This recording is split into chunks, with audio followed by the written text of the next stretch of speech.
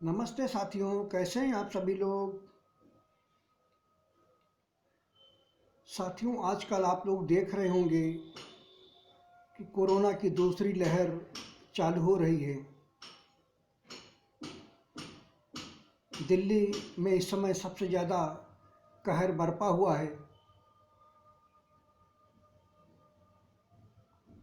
ऐसा क्यों हो रहा है कि बार बार पृथ्वी पर आपदाएं आ रही हैं, तकलीफ़ें आ रही हैं और लोग सुधरना ही नहीं चाहते। विश्व युद्ध भी इस समय दस्तक दे रहा है। हालात कभी भी बिगड़ सकते हैं, खराब हो सकते हैं। तो इसकी क्या वजह है साथियों? इसकी सबसे बड़ी वजह है हमारे धरती पर जीव हत्या। हमारे धरती पर जीव हत्या बहुत बड़े पैमाने पर हो रही है। लड़कियों का, महिलाओं का शोषण हो रहा है, बलात्कार हो रहे हैं, हत्या की जा रही है। पाप इस समय अपनी चरम सीमा पर है। इसीलिए अधर्म अपनी चरम सीमा पर होने की वजह से इतनी सारी मुश्किलें बार बार समाज में आ रही हैं। भारत पर भी हमारे चीन बॉर्डर से, पाकिस्तान के बॉर्डर से संकट आ रहा है। चीन और पाकिस्तान पूरी तरह से घेरने को तैयार है, घेरने की तैयारी में लगा है, घेर चुका है। उसमें अब तुर्की भी पाकिस्तान का साथ देने के लिए आ रहा है।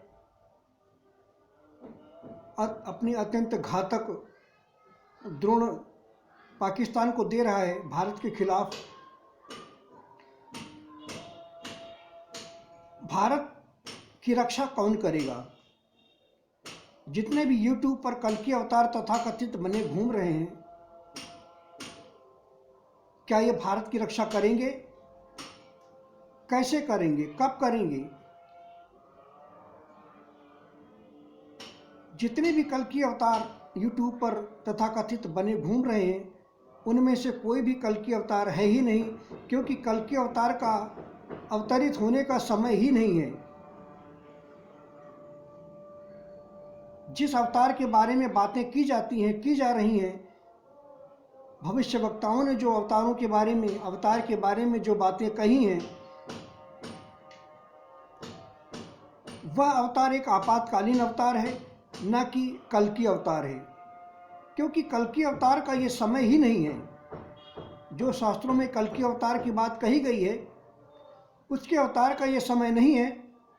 अब चूंकि अवतार का समय नहीं है कल्कि अवतार का, और कलयुग अपनी चरम सीमा पर समय से पहले ही पहुंच गया है, तो धर्म, सत्य, न्याय की स्थापना के लिए एक अत्यंत आपातकालीन और बहुत ही दुर्लभ अवतार इस समय पृथ्वी पर अवतरित हुआ है,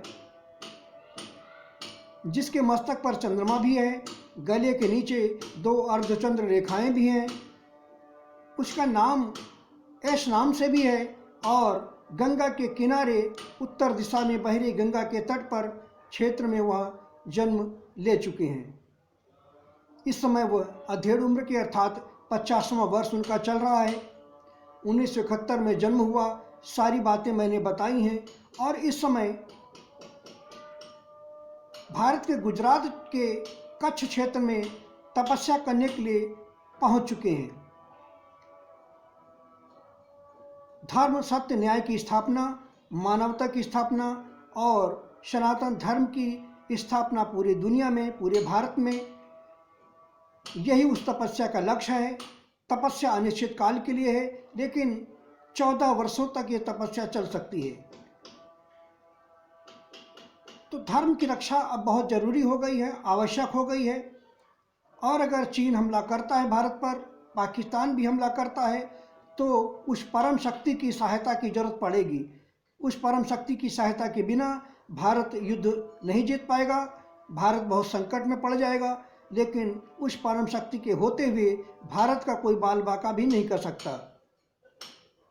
इस समय तपस्या करने के लिए भुज क्षेत्र में आ चुके हैं। जो वास्तव में परम परमात्मा है, यह अवतार एक निराकार ब्रह्म का अवतार है और अपने आप से पूर्ण रूप से रहित है, कर्ता अकर्ता से परे है और अपने कर्तव्य कर्म को कर रहे हैं। धर्म सत्य न्याय की स्थापना के लिए, मानव मात्र के कल्याण के लिए, गरीबों के कल्याण के लिए अवतार हुआ है और अधर्मी पापियों के संहार के लिए ही अवतार हुआ है। कोरोना जो इस समय अधर्मी पापियों का संहार कर रहा है, वह उन्हीं की प्रेरणा से हो रहा है। तो साथियों, इस समय एक और भी बहुत महत्वपूर्ण घटना हो रही है अंतरिक्ष में ग्रह नक्षत्रों की। और कल देवगुरु बृहस्पति मकर राशि में शनि के साथ विद्यमान होने वाले हैं। यह एक अद्भुत अलौकिक एक योग बनने जा रहा है। यह पूरी तरह से एक आध्यात्मिक योग है जो धरती पर भारी तबाही मचाने वाला है और अधर्मी पापियों का घोर सर्वनाश योग करने वाला है।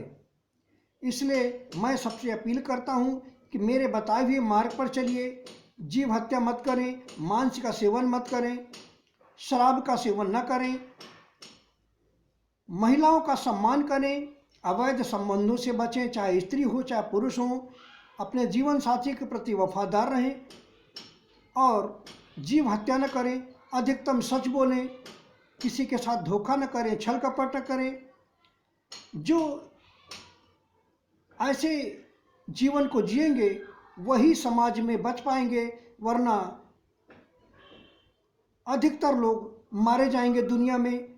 क्योंकि इस समय कलयुग अपनी चरम सीमा पर है और अधर्मी पापियों का संहार चल रहा है। जब भी अवतार पृथ्वी पर होता है तो अत्यंत विनाश होता है पृथ्वी पर, और यह विनाश का ही समय चल रहा है। अगला जो विश्व युद्ध होने वाला है उसमें अरबों लोगों के मारे जाने का योग है और इसकी घटनाएं अब धीरे धीरे आगे बढ़ रही हैं। भारत में भी बहुत ज़्यादा अधर्म पाप हो रहा है। मैं सबसे अपील करता हूं कि आप लोग छोड़िए, पापाचार को छोड़िए, अनैतिक यौन संबंधों से बचिए, मांस मदिरा का सेवन न करें, वरना ऐसे लोग घोर नरक में भेजे जा रहे हैं। तो मैं तो धर्म सत्य न्याय की रक्षा करूंगा ही, हर हाल में करूंगा। चीन अगर हमला करेगा तो उसके दुस्साहस की कीमत भी उसे चुकानी पड़ेगी। मैं बिल्कुल देश की रक्षा करूंगा, इसमें बिल्कुल संशय नहीं है। लेकिन बिना मेरे हस्तक्षेप के भारत पूरी तरह सफल भी नहीं हो पाएगा। यही वजह है कि मैं अब तपस्या करने के लिए भुज आ चुका हूँ अपने दो अनन्य भक्तों के आग्रह पर, और वही हमारे दो भक्त हमारी सेवा में उपस्थित हैं और वो हमारी तपस्या को आगे बढ़ाएंगे। ये तपस्या मेरी अगले महीने से शुरू हो जाएगी। तो आप सभी लोगों से मेरा आग्रह है कि धर्म सत्य न्याय के मार्ग पर चलिए और जितने तथाकथित कल की अवतार, मसीहा और न जाने क्या क्या कह रहे हैं मुक्तिदाता, उन सबको मैं वार्नी देता हूँ, सुधर जाओ, संभल जाओ, समाज में पाखंड मत फैलाइए। आप अगर कोई शक्ति हैं तो कर्तव्य का पालन कीजिए, धर्म सत्य न्याय की रक्षा के लिए आगे आइए। अपनी केवल सम्मान को बढ़ाने के लिए, अपनी पूजा कराने के लिए बिल्कुल भी इस तरह की हरकत न करें, क्योंकि ऐसे लोगों को ही दंड मिलने वाला है।